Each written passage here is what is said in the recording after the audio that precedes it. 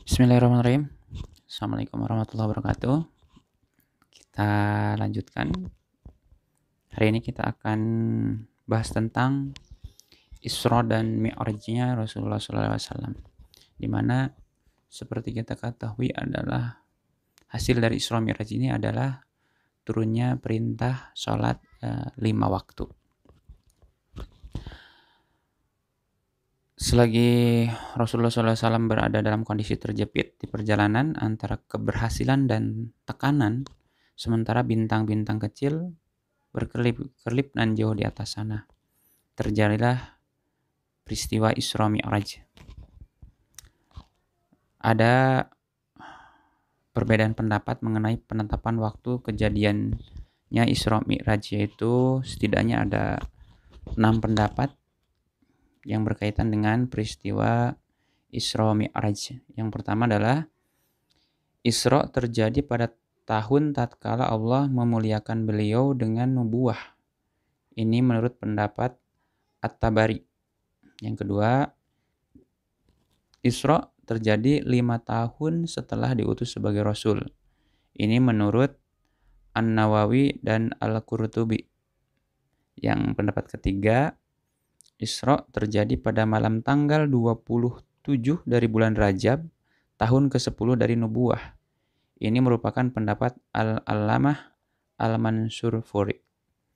Yang keempat, ada yang berpendapat Isra terjadi 6 bulan sebelum hijrah atau pada bulan Muharram, tahun ke-13 dari nubuwah. Yang kelima atau pendapat kelima adalah Isra terjadi setahun 2 bulan sebelum hijrah, tepatnya pada bulan Muharram, tahun ke-13 dari nubuwah. Dan pendapat yang terakhir tentang kejadian Isra Mi'raj, Isra terjadi setahun sebelum hijrah atau pada bulan Rabiul Awal, tahun ke-13 dari nubuwah. 3 pendapat pertama dengan pertimbangan karena Khadijah radhiyallahu an meninggal pada bulan Ramadan tahun ke-10 dari nubuwah, sementara pada saat meninggalnya belum ada kewajiban sholat 5 waktu. Juga tidak ada perbedaan pendapat bahwa diwajibkannya sholat 5 waktu pada malam Isra. Sedangkan 3 pendapat lainnya tidak ada satupun yang menguatkannya. Hanya saja kandungan surat Al-Isra menunjukkan bahwa Isra itu terjadi pada masa-masa akhir dari nubuwah atau tahun ke-13 di kota Makkah sebelum hijrah tentunya ke Madinah.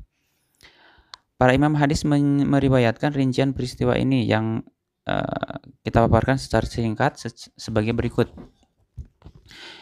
Ibnul Qayyim berkata, menurut riwayat yang sahih, Rasulullah SAW diisrokan dengan jasadnya dari Masjidil Haram ke Baitul Maqdis dengan menaiki buruk yang disertai Jibril, lalu turun di sana dan sholat mengimami para nabi yang lainnya, sementara buruk diikat pada tali di pintu masjid. Pada malam itu pula dari Baitul Maqdis, jadi Baitul Maqdis ini berada di Palestina. Beliau naik ke langit dunia bersama Jibril. Jibril meminta izin agar dibukakan, maka pintu langit dibukakan baginya. Di sana beliau melihat Adam, bapak sekalian manusia. Beliau mengucapkan salam dan Adam menyambut kedatangan beliau, menjawab salam dan menetapkan nubuwah beliau atau kenabian beliau. Allah memperlihatkan roh orang-orang yang mati syahid ada di sebelah kanan dan roh orang-orang yang sengsara ada di sebelah kiri. Jadi kalau kita lihat dari peristiwa Isra Mi'raj ini, orang-orang yang meninggal mati syahid itu berada di langit pertama, yaitu ada Adam di situ, dan diberi kenikmatan tentunya. Sementara yang orang-orang yang kafir itu berada di sebelah kiri dan ada di langit pertama. Kemudian Rasulullah naik lagi ke langit kedua Dan Jibril meminta izin bagi beliau. Setelah dibukakan, beliau melihat Yahya bin Zakaria dan Isa bin Maryam. Setelah bertemu beliau mengucapkan salam dan mereka berdua menjawabnya, menyambut kedatangan Rasulullah SAW dan menetapkan kenabian beliau. Kemudian naik lagi ke langit ketiga. Di sana beliau melihat Nabi Yusuf. Beliau mengucapkan salam dan Yusuf menjawabnya, menyambut kedatangan beliau dan menetapkan nubuah beliau. Kemudian naik ke langit keempat. Di sana Rasulullah melihat Idris. Beliau mengucapkan salam dan Idris menjawabnya, menyambut kedatangan beliau dan menetapkan nubuah beliau. Kemudian naik lagi ke langit kelima. Di sana beliau melihat Harun bin Imran. Beliau mengucapkan salam dan Harun bin Imran menjawabnya, menyambut kedatangan beliau dan menetapkan nubuah beliau. Kemudian naik lagi ke langit keenam. Di sana beliau bertemu Musa bin Imran. Beliau mengucapkan salam dan Musa menjawabnya, menyambut kedatangan beliau dan menetapkan nubuah beliau. Ketika Nabi Muhammad SAW akan berlalu darinya, maka Musa menangis. Mengapa engkau menangis? Ditanyakan kepada Musa oleh Rasulullah SAW. Musa menjawab, aku menangis karena ada seorang pemuda yang diutus sesudahku yang masuk surga bersama umatnya dan lebih banyak daripada umatku yang masuk ke sana. Kemudian beliau naik lagi ke langit ketujuh. Di sana beliau bertemu Ibrahim alaihissalam. Beliau mengucapkan salam dan Ibrahim menjawabnya, menyambut kedatangan beliau dan menetapkan nubuah beliau. Kemudian beliau naik lagi ke Sidratul Muntaha, lalu dibawa naik lagi ke Baitul Ma'mur. Kemudian dibawa naik lagi untuk menghadap Allah Subhanahu wa taala yang Maha Perkasa dan mendekat dengannya. Hingga jaraknya tinggal sepanjang dua ujung busur atau lebih dekat lagi. Lalu Allah mewahyukan apa yang diwahyukan kepada hambanya. Allah mewajibkan kepada beliau sholat 5 waktu. Jadi ini merupakan hadiah atau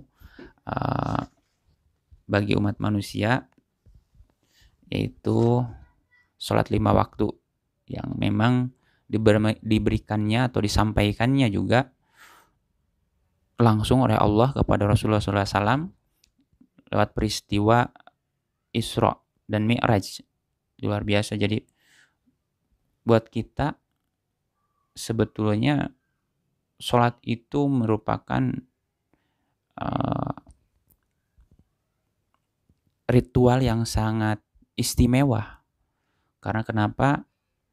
Itu disampaikan oleh Allah langsung kepada Rasulnya, yaitu Muhammad SAW.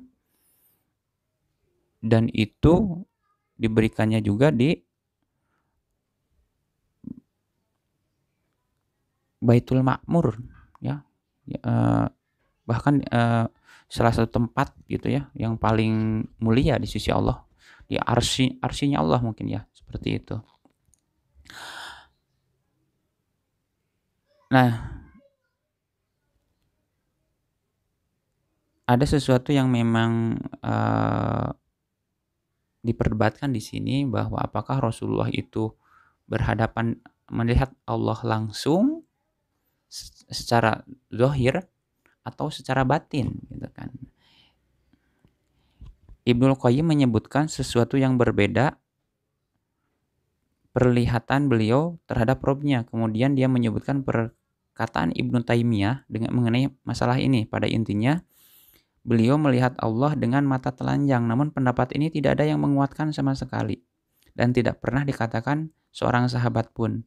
Sedangkan perkataan yang dinukil dari Ibnu Abbas bahwa beliau melihat Allah secara mutlak dan beliau melihatnya dengan sanubari dan pertautan batin mungkin ya. Yang pertama tidak menafikan yang kedua. Kemudian dia berkata tentang firman Allah di dalam surat An-Najm, kemudian dia mendekat lalu bertambah dekat lagi. Bukan mendekat yang berkaitan dengan kisah Isra. Mendekat dalam ayat ini berkaitan dengan mendekatnya Jibril, sebagaimana yang dikatakan Aisyah dan Ibnu Mas'ud. Sedangkan mendekat dalam kisah Isra adalah mendekatnya Allah. Jadi tidak ada yang diperselisihkan dalam surat An-Najm ini. Bahkan dalam surat ini juga disebutkan bahwa beliau Jibril bahwa beliau melihat Jibril dalam rupa aslinya yang lain di Sidratul Muntaha. Jadi kalau selama ini malaikat Jibril itu ketika menyampaikan wahyu pada Rasulullah itu selalu dalam bentuk lain atau tidak dalam bentuk aslinya. Nah, dalam hal ini Rasulullah peristiwa Isra Mi'raj melihat rupa asli dari malaikat Jibril ini di Sidratul Muntaha. Jadi beliau pernah melihat Jibril dua rupa aslinya, sekali tatkala di bumi dan sekali lagi tatkala di Sidratul Muntaha. Wallahu a'lam bishawab. Dalam perjalanan Isra Mi'raj ini Rasulullah diperlihatkan berbagai banyak peristiwa bagaimana kesudahannya manusia-manusia yang ingkar terhadap firman Allah atau kafir dan terhadap orang-orang yang taat pada ajaran Islam. Misalnya beliau melihat orang-orang yang mengambil harta anak yatim secara sewenang-wenang yang punya bibir seperti bibir onta. Mereka mengambil sepotong api neraka langsung dengan bibirnya itu, lalu api itu keluar dari duburnya. Beliau melihat orang-orang yang suka mengambil riba. Mereka mempunyai perut yang besar sehingga tidak beranjak dari tempatnya karena perutnya yang membesar itu. Para pengikut Fir'aun melewati mereka tatkala digiring ke neraka. Lalu mereka melemparkan orang-orang yang mengambil riba ini ke neraka. Beliau melihat para wanita yang suka memasuki tempat tinggal kaum laki-laki yang bukan anak-anaknya. Beliau melihat para wanita itu bergelayutan pada payudaranya. Beliau juga melihat malaikat penjaga neraka yang tidak pernah tersenyum dan di wajahnya tidak ada kegembiraan dan keceriaan. Beliau juga melihat surga dan neraka. Beliau juga melihat 4 sungai di surga. 2 sungai yang tampak dan 2 sungai yang tidak tampak. 2 sungai yang tampak itu adalah Nil dan Efrat. Dengan kata lain, risalah beliau akan menempati daerah yang subur antara Nil dan Efrat, yang penduduknya akan menjadi pengemban Islam dari satu generasi ke generasi lainnya. Bukan berarti 2 sungai tersebut bersumber dari mata air surga. Ibnu Qayyim berkata, esok harinya Rasulullah SAW berada di tengah kaumnya. Beliau mengabarkan apa yang diperlihatkan Allah berupa tanda-tanda kekuasaan yang agung. Nah, bagi masyarakat Quraisy di sana yang tadinya memang mencibir, makin menguatkan mereka bahwa Rasulullah itu orang gila gitu. Bagaimana mungkin dalam satu malam bisa pergi ke Baitul Maqdis, yaitu di Palestina, kemudian pergi ke langit ke-7 dan bertemu dengan Allah dan bersinggah di langit pertama, kedua, ketiga, keempat sampai langit ke-7 gitu kan. Maka mereka mengejek beliau, mereka meminta agar beliau menyebutkan ciri-ciri Baitul Maqdis. Karena di antara kafir Quraisy ini ada yang pernah ke Baitul Maqdis. Jadi yakin nggak mungkin Rasulullah bisa ini. Nah, maka Allah menampakkannya sehingga beliau bisa melihatnya secara langsung, bahkan dalam beberapa riwayat disampaikan ada berapa sih tiang yang ada, tiang masjid yang ada di Baitul Maqdis. Rasulullah kan tidak menghitung itu, tapi Allah menampakkannya dan Allah menyebutkan hitungannya dan ternyata benar. Namun karena hati orang-orang kafir Quraisy ini sudah tertutup, tetap tidak percaya bahwa itu sebuah kebetulan saja gitu kan. Jadi semua rentetan kejadian itu justru membuat mereka semakin lari menjauhkan diri dan orang-orang yang zalim tidak menghendaki kecuali kekufuran gitu kan.